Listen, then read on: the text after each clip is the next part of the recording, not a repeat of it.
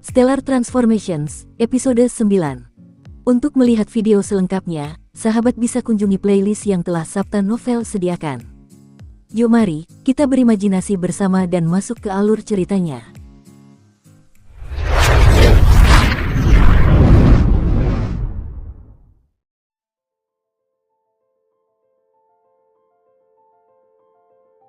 Pikiran Qin Yu kacau tak terkendali. Dalam benak setiap orang di benua Qianlong, Qin Shi Huang melambangkan supremasi. Ia tidak hanya menyatukan semua negeri, tetapi juga mencapai tingkat kekuasaan yang sangat tinggi. Baik dalam hal kekuasaan yang mengendalikan maupun kekuasaan pribadi, Qin Shi Huang telah mencapai batasnya dan tidak ada seorang pun yang dapat menandinginya. Sekarang Qin Yu baru saja mengetahui bahwa ia sendiri sebenarnya adalah keturunan Qin Shi Huang, bagaimana mungkin ia tidak terguncang? Yuer, sebagai keturunan Shi Huang, kamu tidak boleh melupakan kejayaan dinasti Qin. Yuer, apakah kamu tahu bagaimana Shi Huang meninggal? Tanya Qin De sambil menatap Qin Yu. Qin Yu mengingat apa yang telah dibacanya di buku dan berkata, energi internal Qin Shi Huang sangat mendalam. Dikatakan bahwa ia mencapai tingkat Sangxian. Secara teori ia akan hidup lebih dari 1000 tahun tetapi kemudian ia dibunuh oleh Xiang Yu, penakluk Chu Barat dan seorang pria yang sangat kuat. Ia juga merupakan kaisar pertama Xiang Yu dari dinasti Chu kita. Ya, dialah Xiang Yu, sang penakluk Chu Barat. Mata Qin De memancarkan sinar cahaya yang menyilaukan. Keempat wilayah-wilayah barat semuanya adalah benteng klan Xiang. Klan Xiang telah menguasainya selama lebih dari 1000 tahun. Klan Xiang menjadi kaya berkat keempat wilayah-wilayah barat dan mulai berjuang untuk menguasai semua wilayah. Di antara para ahli tingkat Sangxian saat itu, Xiang Yu dikenal sebagai yang nomor 1. Sang penakluk Chu Barat, Xiang Yu, telah membunuh leluhur kita. Jika Shi Huang tidak meninggal, bagaimana mungkin dinasti Qin kita akan hancur? Tapi, Qin De berkata sambil tertawa dingin, tetapi 1 tahun kemudian, sang penakluk Chu Barat itu juga terbunuh oleh usaha gabungan dari 2 ahli Sangxian dari dinasti Qin. Jindannya hancur dan dia meninggal setelah jatuh ke sungai. Meskipun dinasti Chu didirikan oleh penakluk Chu Barat, Xiang Yu sendiri tidak dapat menikmati kedudukan tinggi dan kekayaan besar sebagai kaisar masa damai. Sebagai keturunan Shi Huang, kita semua harus mengembalikan kejayaan Shi Huang. Namun, kita tidak bisa terburu-buru. Kita harus memilih target. Saat itu, penyebab utama kehancuran dinasti Qin adalah klan Xiang. Oleh karena itu, hal pertama yang harus kita lakukan adalah membasmi klan Xiang untuk menguasai seluruh kerajaan Chu. Mata Qin De memancarkan sinar cahaya yang menakutkan. Untuk memusnahkan klan Xiang untuk menguasai seluruh kerajaan Chu. Pada saat ini, Qin Yu berusaha keras untuk tenang. Apa yang dikatakan Qin De hari ini benar-benar mengejutkan Qin Yu. Xiang Yu membunuh Qin Shi Huang dan menghancurkan dinasti Qin. Kemudian para ahli top dinasti Qin bergabung dan membunuh sang penakluk Chu Barat, Xiang Yu. Jika tidak, dengan kekuatan Xiang Yu yang mengerikan dan kekuatan nyata dari pasukan besar klan Xiang, ia mungkin akan melenyapkan 2 kekuatan lainnya dan menyatukan seluruh benua Qianlong. Karena itu, saat ini benua Qianlong terbagi menjadi 3 kerajaan. Qin Zheng meletakkan tangannya di bahu Qin Yu. Qin Yu menoleh dan menatap saudaranya yang kedua. Qin Zheng berkata dengan ramah sambil menatap Qin Yu, kakak ketiga, kakak laki-laki dan aku, dan ayah juga, selalu berusaha keras selama bertahun-tahun karena tujuan ini. Kakak ketiga, ingatlah bahwa kita adalah keturunan Qin Shi Huang dan kita harus mengembalikan kejayaan Shi Huang. Qin De, Qin Feng, Qin Zheng dan Su Yuan di samping mereka semua melihat ke arah Qin Yu. Melihat ekspresi di mata ayahnya, Qin Yu berpikir sejenak lalu akhirnya mengangguk. Dalam 5 tahun, semuanya akan siap. Pada saat itu klan Qin kita akan beraksi. Kita pasti akan melenyapkan klan Xiang dan menyatukan seluruh kerajaan Chu pada waktunya. Pada saat ini, tubuh Qin De secara otomatis memancarkan niat membunuh. Matanya juga memancarkan sinar cahaya yang sangat menakjubkan. Setelah mendengarnya, Qin Yu mengangkat alisnya karena dia juga tahu situasi di seluruh kerajaan Chu. Kerajaan Chu sebagian besar terbagi menjadi 4 klan besar. Pertama adalah klan kerajaan Xiang. Klan ini sepenuhnya mengendalikan 4 wilayah barat dan memiliki 800.000 pasukan. Kavaleri lapis baja klan Xiang yang berkekuatan 200.000 orang sangat terkenal. Kedua adalah klan Qin dari 3 daerah di wilayah timur, yang memiliki 600.000 pasukan. Korps Harimau Ganas yang berkekuatan 50.000 orang dalam pasukannya dikagumi oleh setiap entitas yang berkuasa. Akan tetapi, karena klan Qin memiliki 200.000 pasukan yang ditempatkan di Pegunungan Air Hitam untuk menjaga markas bandit nomor 1 tetap terancam, sebenarnya mereka hanya memiliki 400.000 pasukan untuk dikerahkan. Ketiga adalah klan Mu dari 3 daerah selatan dengan 500.000 pasukan. Keempat adalah klan Sangguan dari 2 daerah utara dengan total 400.000 pasukan. Hal ini karena pada awalnya klan Kerajaan Siang membuat peraturan bahwa setiap daerah hanya dapat merekrut 200.000 pasukan. Seluruh kerajaan Chu terdiri dari 12 daerah, yang dibagi antara 4 klan besar. Namun, 2 klan besar lainnya berbatasan dengan klan Siang dan keduanya memiliki hubungan yang memuaskan dengan klan Siang. Ayah, jika kita ingin melenyapkan klan Siang, bukankah 2 klan besar lainnya akan menghalangi kita? Selain itu, bahkan jika mereka tidak menghalangi kita, jika setelah kita melenyapkan klan Siang, mereka memanfaatkan kerugian besar pasukan kita untuk melenyapkan kita, apa yang harus kita lakukan? Dalam waktu singkat, Qin Yu melihat masalahnya. Qin De tersenyum sedikit, namun Qin Zheng berkata kepada Qin Yu, saudara ketiga, jangan khawatir tentang masalah ini. Dari 2 klan besar itu, klanmu sangat setia kepada klan Siang. Namun, klan Sangguan dari 2 wilayah utara adalah orang yang tidak memihak. Seharusnya mudah untuk menarik mereka. Selain itu, di permukaan, klan Qin kita memiliki 600.000 pasukan, tetapi kita telah ada selama bertahun-tahun, bagaimana mungkin kita hanya memiliki sebanyak itu? Qin Yu menggelengkan kepalanya dan berkata, tidak, saudara kedua, karena klan kerajaan Siang berkuasa, mereka pasti memiliki badan intelijen untuk mengawasi kerajaan. Klan Qin kita memiliki 600.000 prajurit, jika kita ingin merekrut lebih banyak pasukan, katakanlah, hanya 100.000 lagi, kita harus menyiapkan banyak sekali makanan, baju besi, senjata, dan sebagainya untuk mereka, dan akan sangat sulit bagi kita untuk menyembunyikan ini dari penyelidikan badan intelijen klan Siang. Selain itu, klanmu setia kepada klan Siang, jadi mereka akan memiliki 7 wilayah bersama. Klan Sangguan itu tidak memihak, tetapi itu pasti tidak akan bergantung pada kita. Bagaimanapun, kekuatan kita masih kalah dengan klan Siang. Qin Yu agak tidak yakin dengan rencana keluarganya sendiri untuk menyatukan kerajaan Chu. Lagi pula, Pegunungan Air Hitam adalah markas bandit nomor 1.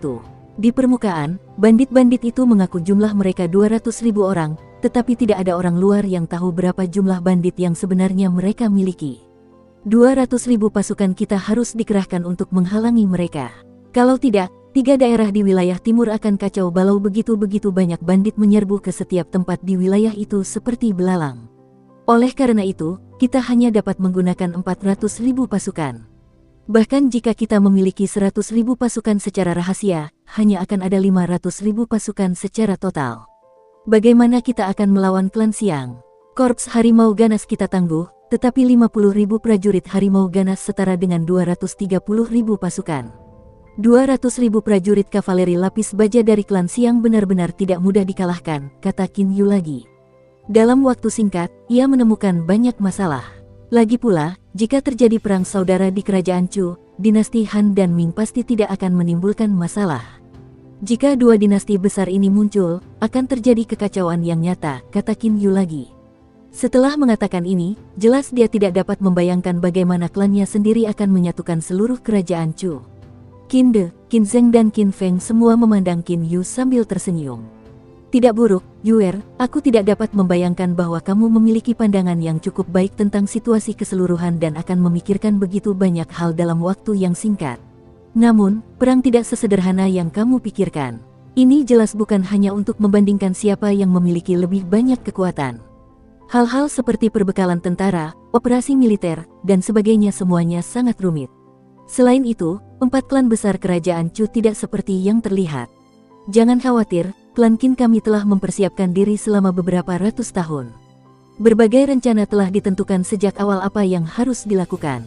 Tunggu sampai 5 tahun kemudian, kamu akan melihat bagaimana kami akan menghancurkan klan Siang, kata Qin De dengan tegas.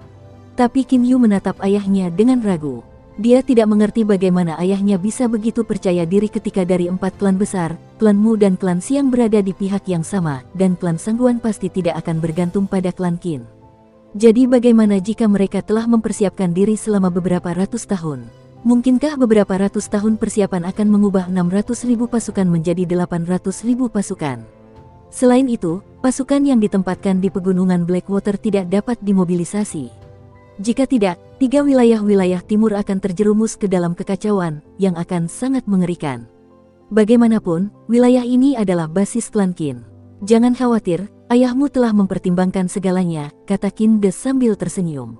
Qin Yu tidak tahu apa yang dipikirkan ayahnya, tetapi menurutnya, akan sangat sulit bagi klan Qin untuk menyatukan seluruh kerajaan Chu. Bagaimanapun, dinasti Han dan Ming sama-sama tidak kompeten. Namun, melihat sorot mata ayahnya membuat pikiran Qin Yu jauh lebih tenang. Orang-orang klan Qin telah menjadi rakyat kerajaan Chu selama beberapa ratus tahun tanpa melaksanakan rencana mereka. Mengapa, setelah beberapa ratus tahun, mereka memutuskan untuk bertindak cepat? Sambil bertanya-tanya tentang hal ini, Qin Yu menatap Qin De dan bertanya dengan ragu, "Ayah, klan Qin kita tidak melakukan apapun selama beberapa ratus tahun terakhir. Mengapa kita harus bertindak cepat 5 tahun kemudian? Mungkinkah kita benar-benar membutuhkan beberapa ratus tahun persiapan untuk menghancurkan klan Siang? Jika kita akan bertarung, mengapa kita tidak bertindak lebih awal?" Qin Yu tentu saja tidak yakin bahwa ini benar. "Yuer," wajah Qin De tiba-tiba tampak sedikit kesal. "Karena kamu sudah bertanya, aku akan memberitahumu rahasia lainnya." Pada saat ini, kakak laki-laki Qin Feng tampak semakin dingin. Tidak ada ekspresi tersenyum di wajah kakak kedua Qin Zheng sementara Su Yuan berhenti melambaikan kipasnya. Qin Yu juga merasakan bahwa seluruh atmosfer di ruang rahasia telah berubah. Dia tahu masalah yang akan disebutkan ayahnya sangat penting. Ekspresi Qin De seolah mampu menembus ruang dan waktu. Dia berkata dengan suara yang tidak jelas, "Yuer, 14 tahun yang lalu, saat kakakmu berusia 10 tahun, ibumu meninggal. Pada hari itu, terjadi kebakaran besar. Dulu aku pernah mengatakan kepadamu bahwa ibumu meninggal dalam kebakaran itu. Namun, kenyataannya ibumu dibunuh." Otot-otot di wajah Qin De mulai bergetar. Hanya ada kesedihan dan kebencian di matanya. Bang! Qin Yu merasa seolah-olah ada serangkaian ledakan di kepalanya. Wajahnya tiba-tiba menjadi sangat pucat. Ibu dibunuh. Untuk sementara, pikiran Qin Yu kacau balau. Ia kehilangan ibunya saat berusia 2 tahun, saat itu ia masih sangat kecil dan tidak bisa mengingat seperti apa rupa ibunya. Berpikir tentang ibu, hal pertama yang muncul di benak Qin Yu adalah gambar itu. Tidak lama setelah ia lahir, saat ia baru berusia 1 bulan, seorang pelukis diminta untuk menggambar gambar itu. Dalam gambar itu, ada seorang wanita muda yang sudah menikah menggendong bayi. Wanita muda yang sudah menikah itu tersenyum pada bayi di dadanya. Matanya yang penuh kasih memancarkan cahaya keibuan. Ketika Qin Yu masih sangat kecil, ada banyak waktu ketika ia berdiri dengan bodoh melihat gambar itu dan berkata pada dirinya sendiri, "Ini ibuku," sementara pikirannya berusaha keras untuk mengingat penampilan ibunya. Ada banyak waktu ketika penampilan ibunya bertahan dalam mimpinya. Setiap kali Qin Yu melihat anak-anak lain dengan ibu mereka di kota Yan, ia berharap ibunya masih hidup.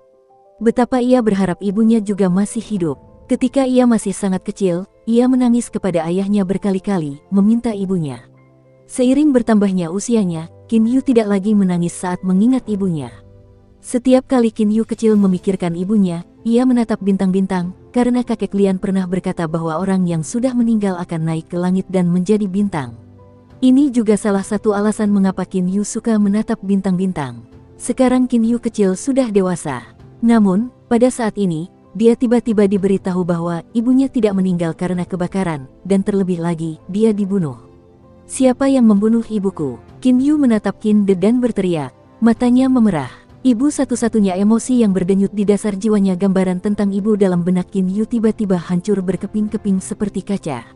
Aliran amarah meletus dari kedalaman jiwanya dan mencapai dadanya dalam sekejap. Ini adalah kebencian. Ini adalah amarah yang mutlak. Siapa? Siapa yang membunuh ibuku? Otot-otot tangan Qin Yu mulai gemetar. Seluruh tubuhnya mulai mendidih. Mata Qin Feng dan Qin Zheng juga memancarkan kebencian. Mungkinkah? Seolah seberkas cahaya tiba-tiba melintas di benak Qin Yu, ia langsung mencurigai satu kemungkinan.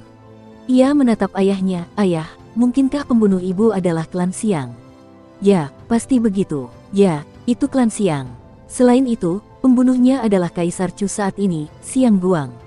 Dialah yang membunuh ibumu. Selain itu, kakakmu menyaksikan kejadian ini dengan matanya sendiri," kata Qin De dengan suara dingin.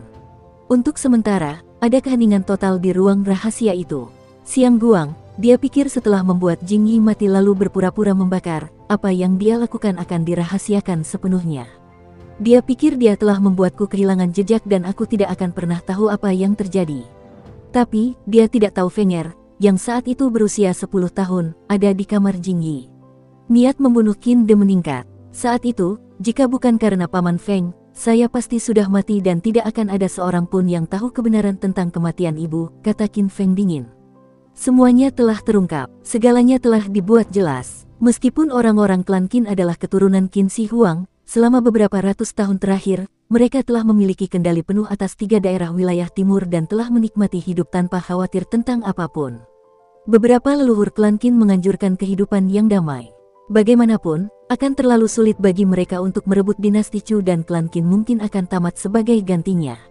Selama beberapa ratus tahun terakhir, klan Qin selalu tidak dapat memutuskan untuk melepaskan gaya hidupnya saat ini dan menggulingkan dinasti Chu. Namun, kematian istri kepala klan saat ini Qin De membuatnya mengambil keputusan. Oleh karena itu, 14 tahun yang lalu, Qin De mulai mengatur perebutan kekuasaan, dan dia bahkan menggerakkan beberapa rencana yang disiapkan beberapa ratus tahun sebelumnya. Ayah, aku ingin bergabung dengan tentara. Aku pasti akan membalas kematian ibu. Qin Yu berkata dengan tegas sambil menatap Qin De. Hanya ada 2 cara baginya untuk membalas dendam. Pertama adalah dengan menggunakan pembunuhan. Kedua adalah dengan menggunakan tentara untuk menghancurkan klan Xiang secara langsung, maka akan mudah untuk membunuh Xiang Guang. Membunuh Xiang Guang, Qin Yu memikirkannya sejenak lalu menyerah. Sebagai Kaisar Chu, Xiang Guang dilindungi ketat oleh banyak ahli. Bahkan ahli Xiantian sama sekali tidak akan memiliki kesempatan untuk membunuhnya. Tak perlu dikatakan, Qin Yu berlatih teknik eksternal. Oleh karena itu, ia tidak punya pilihan selain bergabung dengan rencana Qin De. Omong kosong. Qin De menatap Qin Yu dan menegurnya. Kau hanya seorang anak laki-laki. Kau belum belajar seni perang atau seni memerintah. Bagaimana kau akan memimpin pasukan? Kalau begitu aku akan menjadi prajurit garda depan. Aku akan menjadi prajurit kecil, jawab Qin Yu segera. Dia mengerti bahwa dia tidak tahu apa-apa tentang memimpin prajurit dalam pertempuran, tetapi dia tidak tahan membayangkan harus berdiam diri di satu sisi. Bagaimanapun, ini adalah perseteruan berdarah atas pembunuhan ibunya. Prajurit garda depan, prajurit kecil. Qin De menggelengkan kepalanya dan berkata, jika kita ingin menghancurkan klan Xiang dalam perang, para prajurit harus dimobilisasi dalam jumlah ratusan ribu. Di medan perang, setelah para prajurit berbaris, pada dasarnya Anda bahkan tidak akan melihat ujung barisan. Dengan begitu banyak orang yang bertarung bersama-sama secara dekat, apa gunanya Anda? Selama Anda bukan ahli Xiantian, Anda tidak akan dapat menyelamatkan nyawa kecil Anda sendiri di tengah pasukan yang besar. Qin Yu terdiam, tetapi dia ingin membantah. Dukung terus channel YouTube Sabta Novel. Qin De berjalan ke sampingnya, membelai bahunya dan berkata dengan tulus, Yuer, kamu harus mengerti, kamu adalah putra klan Qin. Darah klan Qin kita sama sekali tidak menoleransi kesalahan. Kakak laki-lakimu adalah seorang jenderal dan juga telah mencapai level Xiantian, jadi aku tentu tidak khawatir tentangnya. Kakak keduamu akan tinggal jauh di belakang garis depan untuk menangani urusan politik, jadi aku juga tidak khawatir tentangnya. Kamu ingin menjadi prajurit garda depan, jika kamu meninggal, bagaimana aku akan menjelaskannya kepada para leluhur? Bagaimana aku akan menjelaskannya kepada ibumu yang sudah meninggal? Yuer, jangan keras kepala. Kalau kamu masuk tentara, kamu hanya akan membuatku semakin khawatir padamu. Yuer, kamu sudah dewasa, kamu harus belajar mempertimbangkan gambaran besarnya, kata Qin De sambil menatap Qin Yu. Qin Yu berpikir sejenak, ia menyadari bahwa dirinya sendiri tidak dapat membantu dalam menangani urusan politik. Jika ia menjadi prajurit garda depan biasa, ayahnya akan terpengaruh secara negatif saat mengerahkan pasukan karena ia tidak akan dapat mengabaikan putranya sendiri dalam pasukan tertentu. Terlebih lagi, kekuatan ofensif individu seperti dia akan diabaikan di tengah pasukan yang besar. Qin Yu telah membuat keputusan dalam benaknya. Jika dia bergabung dengan rencana perebutan kekuasaan, dia tidak akan berguna. Lebih buruk lagi, dia akan memberikan dampak negatif pada rencana itu. Ayah, aku sudah mengerti. Aku tidak akan menjadi penghalang bagi kalian semua, kata Qin Yu sambil mengangguk. Kemudian dia berbalik dan segera pergi. Melihat Qin Yu pergi, Qin De tidak dapat menahan perasaan tidak senangnya. Qin Feng, Qin Zheng dan Su Yuan semuanya berdiri dan mengikuti jejaknya dengan mata mereka. Saat Qin Yu sampai di pintu, dia tiba-tiba berhenti, berbalik, melihat ke arah orang lain dan berkata, Ayah, kakak laki-laki kedua, Paman Su, tolong balaskan kematian ibuku. Kakak ketiga, jangan khawatir, kami pasti akan melenyapkan klan Xiang, kata kakak kedua Qin Zheng dengan tegas. Qin Feng juga mengangguk dengan sungguh-sungguh kepada Qin Yu. Su Yuan dan Qin De juga menatap Qin Yu untuk membuatnya benar-benar mengerti maksud mereka. Terima kasih. Setelah Qin Yu selesai berkata, dia langsung keluar dari ruang rahasia tanpa menoleh ke belakang dan masuk ke koridor. Saat itu sudah larut malam. Langit dipenuhi dengan bintang-bintang yang tak terhitung jumlahnya. Angin dingin larut malam bertiup, menyebabkan seluruh tubuh Qin Yu sedikit gemetar tak terkendali. Qin Yu tiba-tiba berbalik dan melihat ke arah ruangan di samping koridor. Ruangan rahasia itu berada di bawah lantai ruangan itu. Mungkin ayah dan yang lainnya sedang mendiskusikan beberapa rencana penting, tetapi aku tidak dapat membantu mereka. Qin Yu tersenyum pahit lalu berbalik dan segera pergi. Keesokan paginya, Qin Yu meninggalkan istana sendirian dan kembali ke villa berkabut. Hanya Xiao Hei yang pergi bersamanya. Setelah kembali ke Misty Villa, Qin Yu berlatih lebih keras lagi. Dalam rencananya, bahkan waktu baginya untuk keluar dan menjalankan misi pembunuhan pun berkurang drastis. Sebagian besar waktunya dihabiskan untuk terus meningkatkan kekuatannya. Ketika Qin De mendengar hal ini, dia hanya bisa tersenyum pahit. Dia tidak tahu harus berkata apa. Larut malam setengah bulan kemudian, Qin Yu keluar dari kamarnya dan berdiri di tengah halaman. Sambil bergoyang-goyang, ia sampai di atas ruangan dalam sekejap. Duduk di atas ruangan, Qin Yu menatap langit yang tak terbatas dalam diam. Xiao Hei juga tetap diam di sampingnya. Villa Misty terletak di sisi gunung.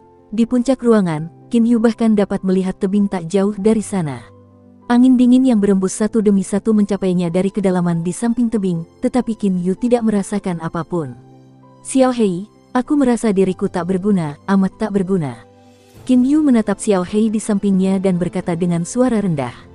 Dengan mata hitamnya yang berkilau tertuju pada Qin Yu, Xiao Hei mengembangkan sayapnya yang besar dan melingkarkannya di sekitar Qin Yu seolah menghiburnya. Sambil menatap langit, Qin Yu berkata dengan suara yang agak tidak jelas dan agak getir, ketika aku masih kecil, kupikir ayah tidak peduli padaku, jadi aku berlatih sangat keras hanya agar dia menghabiskan lebih banyak waktu bersamaku. Ketika aku tumbuh dewasa, aku menemukan ayah benar-benar peduli padaku. Tapi, dia memiliki bisnisnya sendiri dan tidak punya waktu untuk tinggal bersamaku. Menghancurkan klan Siang untuk membalas kematian ibu memang sangat sulit. Ayah, kakak laki-laki dan saudara laki-laki kedua selalu berusaha keras, Tetapi aku sama sekali tidak berguna. Aku tidak ahli dalam urusan politik, dan aku juga tidak bisa memimpin pasukan. Tubuhku tidak memiliki energi internal, jadi aku tidak akan berguna di tengah pasukan yang besar. Qin Yu tidak bisa menahan diri untuk tidak mengepalkan tinjunya. Sebenarnya, aku juga ingin membantu ayah. Sebenarnya, aku juga ingin membuat diriku sedikit berguna bagi mereka. Apapun bisa. Dia benci kenyataan bahwa dia tidak bisa langsung menyala. Dia membenci dirinya sendiri karena tidak berguna. Qin Yu kini sudah dewasa, tetapi sejak kecil, ia selalu merasa kesepian. Meskipun ia bisa merasakan bahwa ayahnya peduli padanya, dalam 10 tahun penuh antara usia 6 dan 16 tahun, waktu pertemuannya dengan ayahnya tidak lebih dari 1 bulan. Dia tidak membenci ayahnya, dia hanya membenci dirinya sendiri karena tidak berguna. Sekarang dia sudah tahu apa yang dilakukan ayahnya, dia ingin melakukan sesuatu. Dia juga ingin membantu ayahnya, tetapi dia benar-benar tidak bisa membantu apapun. Di mata ayah, mungkin aku hanya beban. Kapan aku bisa mencapai level Xiantian? Saat ini kekuatanku meningkat sangat cepat, tetapi untuk mencapai puncak latihan eksternal, aku butuh setidaknya 5 atau 6 tahun lagi, keluh Qin Yu. Setelah sekian lama, dia tiba-tiba berdiri dan menghela napas dalam-dalam. Matanya berbinar penuh tekad. Kakak laki-laki kedua, ayah, kalian semua berusaha keras tanpa henti untuk mempersiapkan diri menghadapi perang 5 tahun kemudian. Oleh karena itu dalam 5 tahun ke depan aku juga akan berlatih keras. Setidaknya dalam 5 tahun, aku akan mencapai tingkat Master Zhao Yunxing, mencapai puncak tingkat Haotian. Qin Yu menetapkan tujuan untuk dirinya sendiri. Jasa, siapapun yang hidup di dunia ini harus memiliki jasa. Paling tidak, mereka harus memiliki jasa di mata orang tua mereka, kalau tidak hidup mereka akan sia-sia. Qin Yu tidak suka bergantung pada status ayahnya seperti anak boros dari keluarga kaya. Dia ingin mencapai sesuatu yang berharga. Paling tidak, bisa membantu ayahnya sudah cukup. Benua Qianlong sangat besar. Namun, lautan di luar batas benua Qianlong 10 hingga 100 kali lebih besar darinya. Tiba-tiba, lautan yang tak terbatas itu naik turun dengan dahsyat. Saat ini tidak ada badai, jadi bagaimana mungkin ia naik turun tanpa alasan seperti ini? Pada saat yang sama, energi suci di seluruh dunia mulai berguncang dalam sekejap. Ombak laut melonjak hingga setinggi 100 zang lalu menghantam dengan suara keras. Semua praktisi seni bela diri di dunia dapat merasakan bahwa energi suci dunia telah menjadi begitu kacau sehingga untuk sementara mereka tidak dapat menyerapnya sama sekali. Jagoan, di langit, sebuah meteor yang sangat terang tiba-tiba muncul dari udara tipis dan melesat menuju benua Qianlong dalam garis lurus miring dengan kecepatan yang sangat cepat. Meteor itu bahkan mengeluarkan suara dengungan yang tajam. Dalam waktu singkat, meteor itu menghilang. Kemudian energi suci di dunia kembali ke keadaan stabilnya.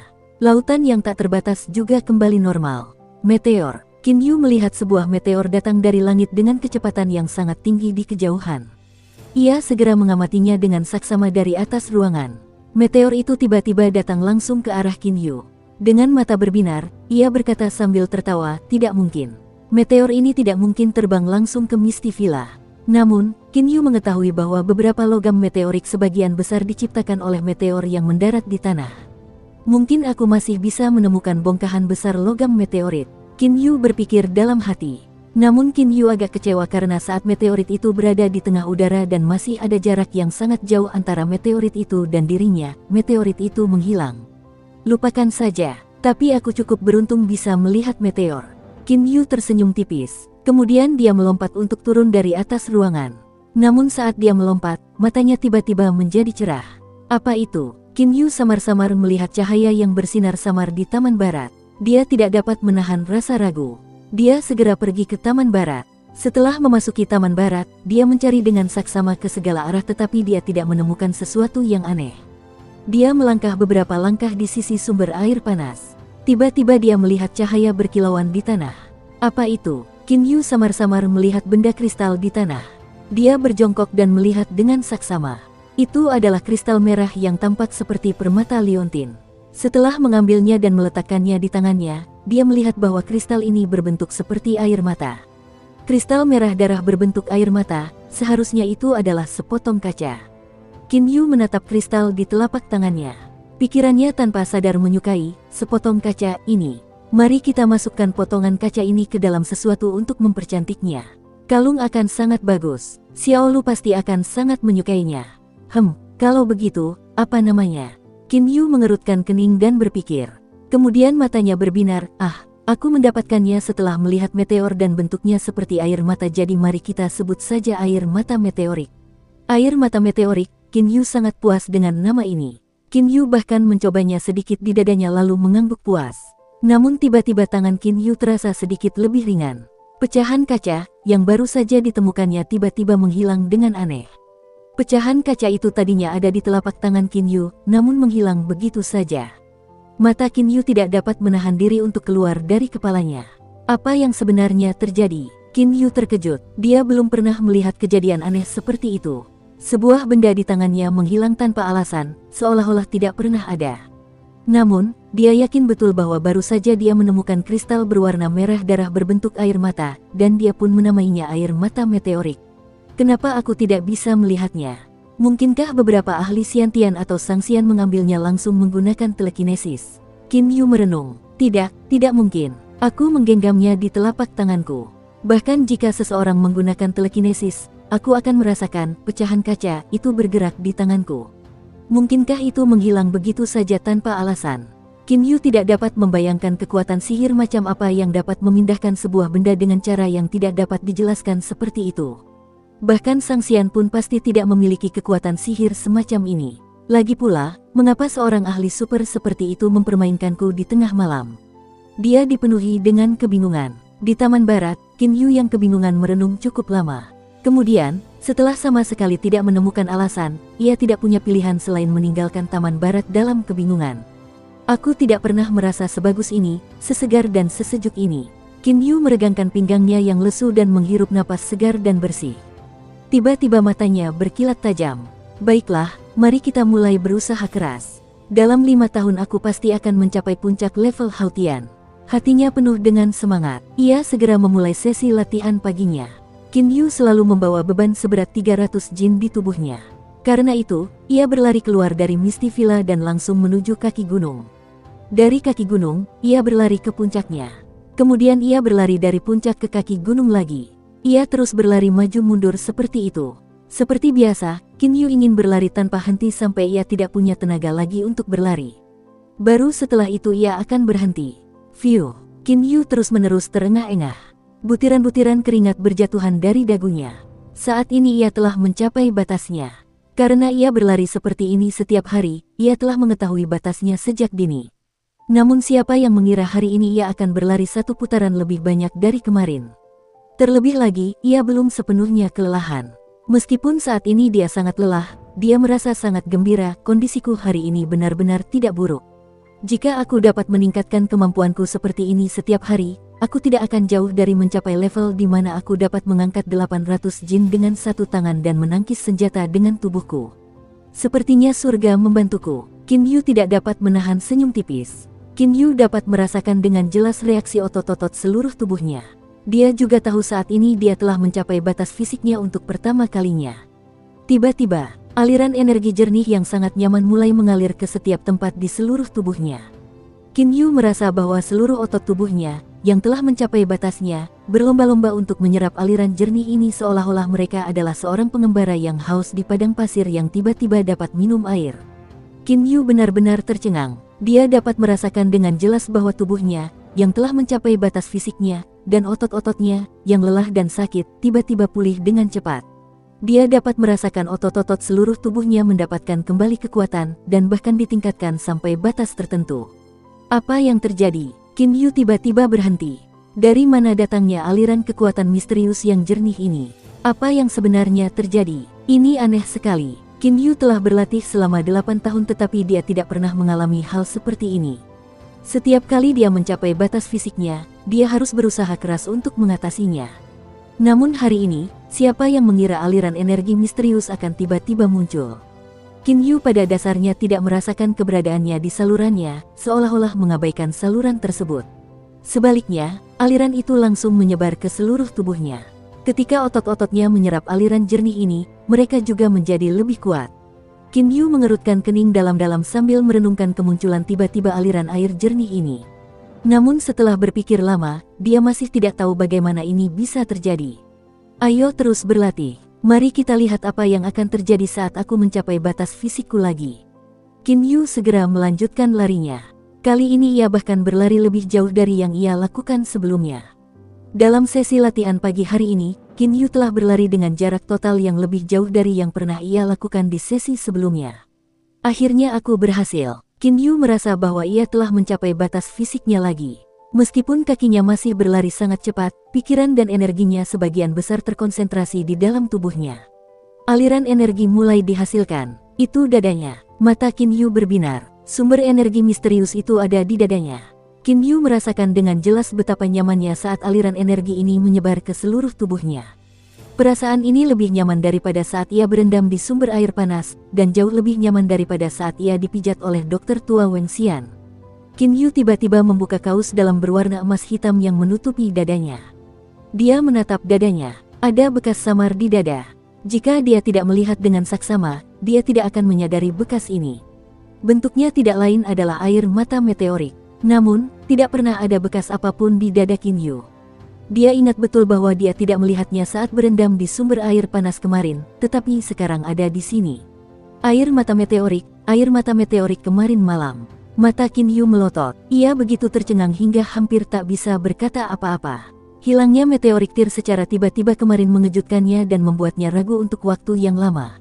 Namun sekarang, dengan munculnya tanda berbentuk meteorik tir di dadanya, Qin Yu tidak dapat berhenti memikirkan satu hal. Mungkinkah aliran kekuatan misterius yang muncul tadi ada hubungannya dengan tanda ini? Apakah tanda ini terkait dengan air mata meteorik misterius kemarin? Qin Yu sama sekali tidak tahu apa yang sedang terjadi. Namun, dia bukan orang desa. Sebagai putra pangeran penakluk timur, dia tahu bahwa beberapa harta langka di dunia dapat menyatu dengan tubuh. Benda yang lebih unggul dari senjata biasa dan senjata Xian dan setara dengan senjata Sang Xian dapat menyatu dengan tubuh. Namun, Qin Yu belum pernah mendengar tentang kristal yang dapat menyatu dengan tubuh. Namun, begitu dia memikirkan apa yang baru saja terjadi, dia tahu. Dia telah menjadi kaya raya. Batasi pelatihan adalah untuk menembus batas-batas tubuh dari waktu ke waktu. Namun setiap kali batas itu ditembus, daging dan tulang tubuh akan berada di bawah tekanan yang sangat besar dan akan membutuhkan berbagai metode pemulihan di kemudian hari. Di masa lalu, Qin Yu akan mencoba bertahan hingga ia melampaui batasnya, dan ketika ia tidak mungkin untuk melanjutkan, ia harus menggunakan berbagai metode pemulihan seperti berendam di sumber air panas, mengoleskan anggur obat dan sebagainya. Namun, sekarang setelah ia memiliki aliran energi yang sangat jernih, Qin Yu tidak perlu membuang waktu untuk pemulihan. Ia dapat melampaui batasnya tanpa henti. Terlebih lagi, ketika aliran jernih itu menyatu dengan dagingnya, tampaknya hal itu juga meningkatkan kemampuan dagingnya. Surga membantuku, surga membantuku. Qin Yu mengepalkan tinjunya, matanya memancarkan keganasan yang mengejutkan. Bahkan surga membantuku. Awalnya kupikir akan butuh waktu 5 atau 6 tahun bagiku untuk mencapai level Master Zhao Yunxing, tetapi dengan air mata meteorik ini, mungkin 2 tahun sudah cukup. Mata Qin Yu berbinar karena kegembiraan. Dari masa kecilnya hingga dewasa, di mata ayahnya, dia selalu kalah dari kakak laki-lakinya dan saudara laki-lakinya yang kedua. Kakak laki-lakinya tidak hanya bisa memimpin pasukan dalam pertempuran, dia juga ahli dalam Xiantian. Dan saudara laki-lakinya yang kedua ahli dalam pemerintahan.